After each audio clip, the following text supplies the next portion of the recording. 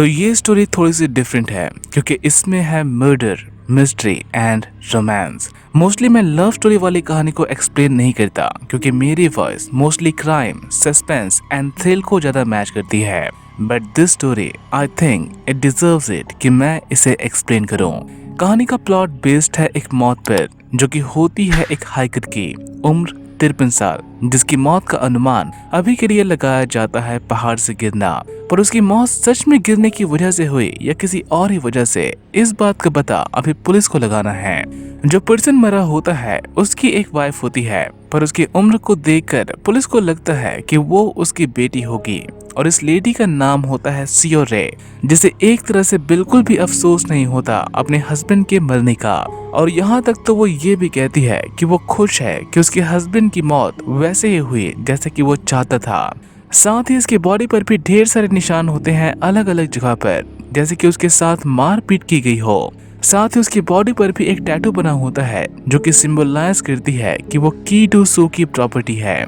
ऐसा मैं इसलिए कह रहा हूँ क्योंकि की डू सू के सभी सामानों में सेम ही तरह के इनिशियल्स मिलते हैं पुलिस को, और इस केस को जो देख रहा होता है उसका नाम होता है ऑफिसर जय। और ऐसे केस में मोस्टली पुलिस सबसे पहले घर वालों से ही सवाल जवाब करती है, तो यहाँ पर भी सेम ही होता है। बट दूसरों की तरह सीओ को यहाँ पर किसी भी बात का अफसोस नहीं होता, यहाँ तक कि तो वो अपने हस्बैंड की मरी हुई फोटो देखकर हंसती भी है, जो कि ऑफ कोर्स पुलिस को थोड़ी सी अजीब लगती है। वैसे ये जरूरी नहीं है कि किसी के मरने पर रोया ही जाए। कुछ लोग डिफरेंट तरह से बिल्ड होते हैं जिससे उनका नेचुरल रिस्पॉन्स अलग होता है। लाइक मुसीबत के वक्त पर बार बार हंसना ताकि वो लॉजिकल डिसीजन ले सकें। और कुछ लोग तो अपने माइंड को स्टेबल रखने के लिए किसी भी तरह का रिस्पॉन्स नहीं करते, किसी भी तरह का कोई इमोशन शो ही नहीं करते। बट 90% से ज्यादा लोग मोस्टली रोते हैं, मे बी अपना दुख जाहिर करने के लिए, और इसलिए वो उस पर नजर भी रखते हैं जस्ट टू नो कि वो पूरे दिन क्या करती है एक्सेट्रा। और उन्हें पता चलता है कि वो एक ओल्ड लेडी का ध्यान रखती है, एक नर्स है, सबसे best care taker as per हर एम्प्लॉय। इवन किसी से जब इस बारे में पूछा जाता है कि उसके हस्बैंड को मरे हुए अभी ठीक से हफ्ता भी नहीं हुआ और वो काम पर जा रही है, तो उसका आंसर वो कुछ इस तरह से करती है कि जो मर गया वो मर गया, पर उसकी वजह से वो दूसरों का ध्यान रखना तो बंद नहीं कर सकती। और कुछ टाइम के बाद जब पुलिस को कुछ डीएनए सैंपल्स मिलती हैं की डू सू की उंगलियों से, तो उसे फिर से बुलाया जाता है वहां पर, जहां पर वो पुलिस को बताती है कि उसके हस्बैंड के साथ उसका झगड़ा हो गया था और इसलिए उसकी बॉडी में वो खरोच लगी और शायद वही स्किन उसके फिंगर नेल्स में रह गई होंगी। और उसके हिसाब से उनके बीच में लड़ाई इस बात के लिए हुई क्योंकि सीओ एक चाइनीज है और उसकी कोरियन इतनी अच्छी नहीं, और इसलिए उसका हस्बैंड उसे ठीक से समझ नहीं पा रहा था। और इस बात को प्रूव करने के लिए वो चाइनीज में बोलती भी है, जिसको एक ऐप ट्रांसलेट करता है। और इन सब में जय ये बात भी कंक्लूड करता है कि शायद इसलिए की डू सू उसे मारता होगा जिससे उसके बॉडी में इतने सारे चोट आए। वैसे सीओ का कैरेक्टर कुछ ऐसा होता है कि उसके सामने कोई भी सीरियस नहीं रह सकता। ये बार बार हंसती है, जैसे कि कोई जब किसी को पसंद करता है तो बात करते हुए हंसता है, जिसे ऑफ कोर्स ये ऑफिसर इग्नोर नहीं कर पाता। और यहाँ से शुरुआत होती है एक रोमांस की, एक अनटच्ड लव स्टोरी जो कि पूरी तरह से कहीं भी नहीं जा सकती और ना ही पूरी तरह से झुटलाई जा सकती है। इवन कि सीओ को भी इस बात का एहसास हो जाता है कि जय उसे लाइक करने लगा है, इसलिए वो बैंडेड पर भी परफ्यूम छिड़क कर जाती है पूछताछ में, जहाँ पर उसे कुछ और चीजें पूछी जाती हैं, जैसे कि जब चाइनीज इलीगल माइग्रेंट को वापस भेजा गया था तो वो उनके साथ वापस क्यों नहीं गई, जिसके लिए वो खुद के ग्रैंडफादर को कोरियन लिबरेशन आर्मी का एक हिस्सा बताती है कि जब जंग शुरू हुई थी तो उसके फैमिली के लोग वार में कोरिया की तरफ से लड़े थे। मींस कि वो भी एक तरह से कोरियन ही है, जिसके डॉक्यूमेंट्स भी होते हैं उसके पास। इन सारी पूछताछ में वैसे एक और केस का मुजरिम पकड़ा जाता है। इन सब में वैसे इसका कोई लेना देना नहीं होता, बट जिस तरह से जय उसे एक क्रिमिनल की तरह ट्रीट करता है, ये बात उसके असिस्टेंट ऑफिसर को जरूर खलती है। और सेम इसी बात को लेकर वो उस पर भड़क जाता है कि सीओ भी तो एक सस्पेक्ट है, तो वो उसके साथ सेम इसी तरह से बर्ताव क्यों नहीं करता, उसके साथ वो क्यों हंस हंस के बात करता है। सिर्फ वो एक औरत है और खूबसूरत है तो इसका मतलब क्या वो एक क्रिमिनल नहीं हो सकती। जाहिर सी बात होती है कि ऑफिसर जय बहुत सारी बातों को नजरअंदाज कर रहा था और वही सारी बातें इसे पसंद नहीं आ रही होती हैं एज ए ऑफिसर।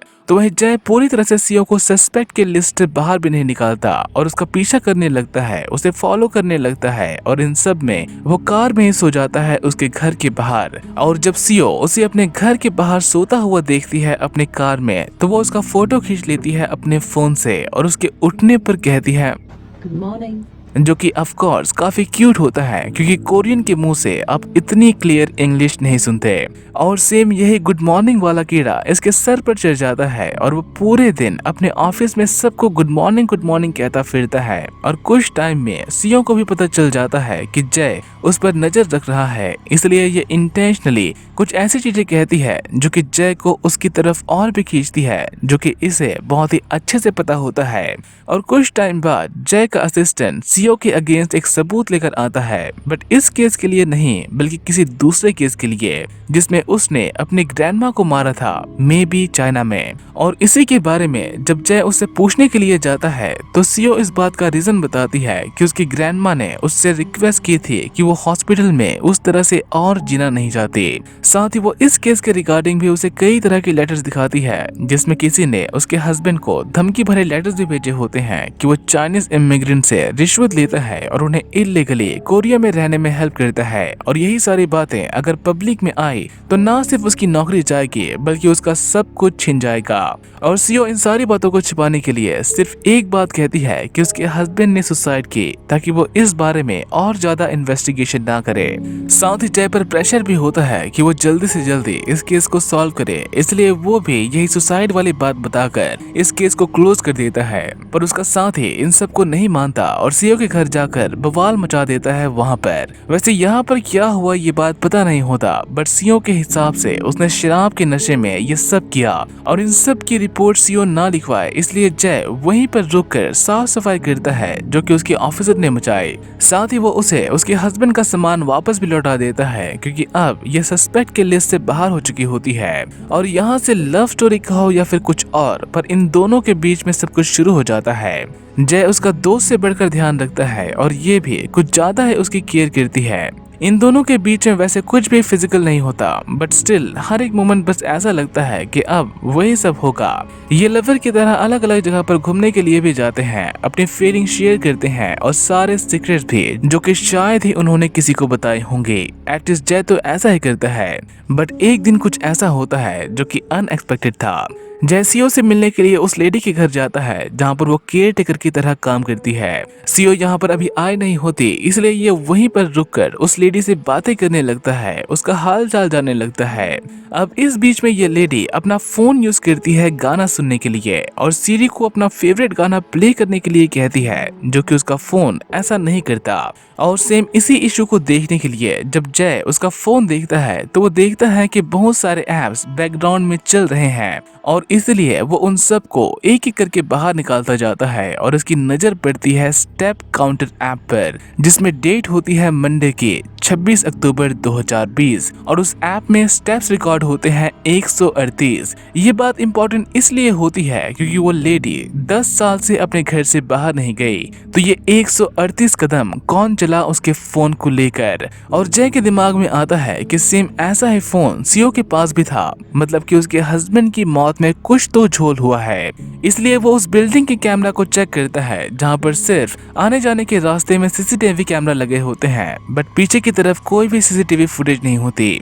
और इन सब से इसके दिमाग में ये सारी बातें क्लियर हो जाती हैं कि मंडे के दिन सीओ उस लेडी के घर आई, उसका फोन अपने फोन के साथ बदला ताकि पुलिस उसकी लोकेशन को ट्रैक करे तो उसका फोन ठीक उसी घर के अंदर बताए। उसके बाद वो पीछे के रास्ते से बाहर आई, इसलिए कैमरा में कुछ भी रिकॉर्ड नहीं हुआ। और फिर वो उसी पहाड़ पर चढ़ी एक दूसरे रास्ते से जहाँ से उस पहाड़ पर चढ़ना आसान था, जिसकी चढ़ाई करने के लिए उसका हस्बैंड गया था मॉर्निंग में। और जब उसका हस्बैंड उस पहाड़ की चोटी पर आया तो उसने उसे वहीं से ढकेल दिया और इस तरह से उसकी मौत हो गई। और सेम इसी बात को कंफर्म करने के लिए जब ये भी सेम उसी पहाड़ पर जाता है तो इसे भी ठीक टोटल 138 स्टेप्स ही लगते हैं। मींस कि उसकी पूरी थ्योरी पूरी तरह से सच है। और यही सारी बातें जब वो उसी के मुंह से सुनने के लिए उसके घर जाता है तो यहाँ पर पता चलता है कि वो पर्सन सीओ को मारा पीटा करता था, उसका शोषण किया करता था क्योंकि वो एक चाइनीज इमिग्रेंट थी और उसे कोरिया में ही रहने देने के लिए उसने उससे शादी की थी और इसलिए उन दोनों की एज में इतना ज्यादा अंतर था। इन सब के अलावा सीओ ने कुछ फेक सबूत भी बनाए होते हैं ताकि ये सारी चीजें सुसाइड की तरह लगे, लाइक वो फेक लेटर्स लिखना, वो सुसाइड नोट लिखकर उसके ऑफिस भिजवाना, यहाँ तक कि इसने तो जय के ऑफिसर को भी नहीं छोड़ा और उस पर झूठे आरोप लगाने के लिए खुद के घर के सामान को बिखेर दिया। इवन कि अब भी ये जय की बातों को रिकॉर्ड कर लेती है जब जय उसे ये कहता है कि उसने उस पर ट्रस्ट करके सारे फुटेजेस को जला दिया, सारे सबूतों को मिटा दिया और ऐसे ही और भी बहुत सारी बातें। और मे भी वो उस रिकॉर्डिंग को खुद को डिफेंस करने के लिए इस्तेमाल करना चाह रही हो ताकि अगर जय फिर से उस केस को रीओपन करे तो वो उसे ब्लैकमेल कर सके सेम उसी रिकॉर्डिंग को दिखाकर। बट जय यहाँ पर ऐसा नहीं करता और उस फोन को समुद्र में फेंकने के लिए कहता है ताकि वो लास्ट सबूत भी हमेशा हमेशा के लिए खत्म हो जाए। और यहाँ से कहानी शिफ्ट होती है 13 महीने आगे, जहाँ पर सेम उस सीओ की कोई अच्छी खासी पिटाई कर रहा होता है और ये उसे पैसों को लेकर मार रहा होता है जो कि सीओ के हस्बैंड ने उससे ली थी। साथ ही इन सब में वो उसे ये बात भी कहता है कि अगर उसकी माँ को कुछ भी हुआ तो वो उसे श्रद्धांजलि देने से पहले उसके हस्बैंड को मारेगा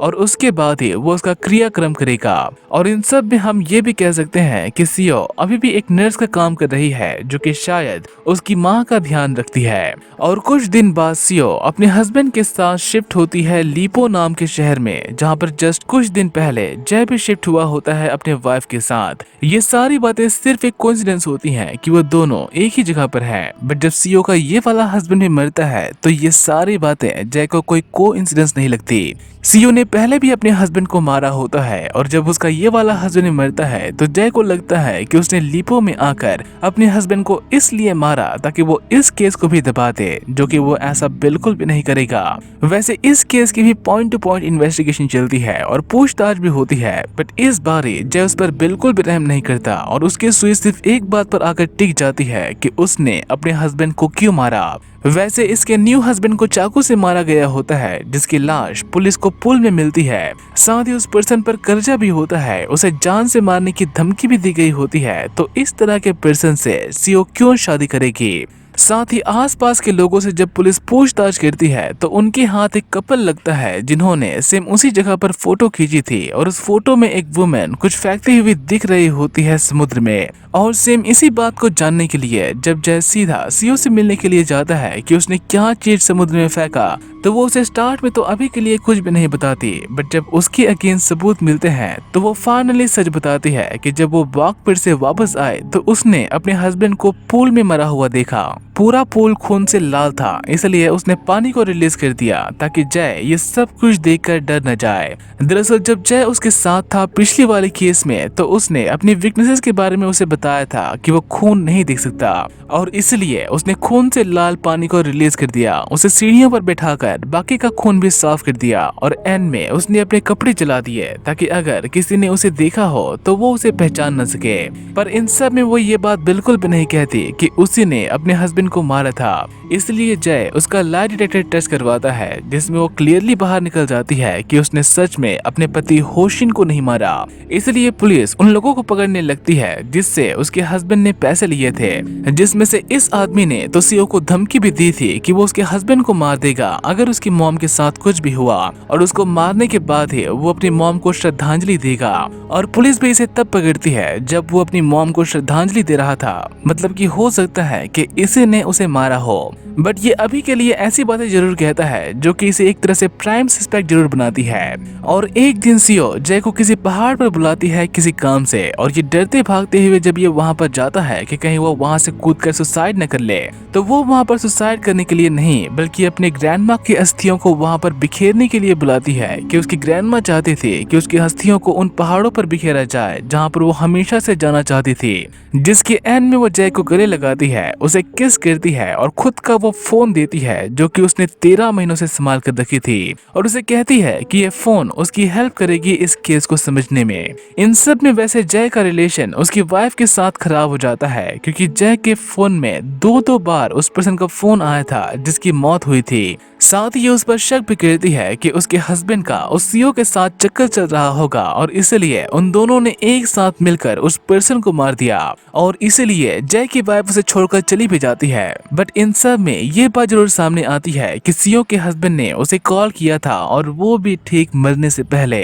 और जब समुद्र से वो फोन मिलता है जिसे सीओ ने फेंका था तो उसमें सीओ और होशिन के मैसेज के बारे में पता चलता है जिसमें होशिन ने किसी रिकॉर्डिंग के बारे में बात करी थी। और यही सारी रिकॉर्डिंग के बारे में जब जय सीओ से पूछता है कि वो कौन सी रिकॉर्डिंग के बारे में बात कर रहा था तो वो उसे उसी की आवाज के बारे में बताती है कि उसके आई लव यू वाली बात उसे बहुत पसंद थी और इसलिए उसकी आवाज वो हर दिन सुना करती थी। और यही बात एक दिन उसके हस्बैंड को पता चल गई जिसका यूज करके वो उसे ब्लैकमेल करना चाहता था। और ये रिकॉर्डिंग वाली बात उस दिन की होती है जब सीओ चुपके से जय की बातों को रिकॉर्ड कर लेती है जब वो उसके अगेंस्ट के सारे सबूतों को मिटाने की बात करता है। और ये सारी बातें जब इसे समझ में आती है तो इसे सब कुछ समझ में आ जाता है कि सीओ ने होशिन को नहीं बल्कि उस पर्सन की माँ को मारा था क्योंकि उस पर्सन ने कहा था कि अगर उसकी माँ को कुछ भी हुआ तो वो उसके हस्बैंड को मार देगा। और इस तरह से सीओ ने इनडायरेक्टली होशिन को मरवाया ताकि वो जय को ब्लैकमेल न कर पाए।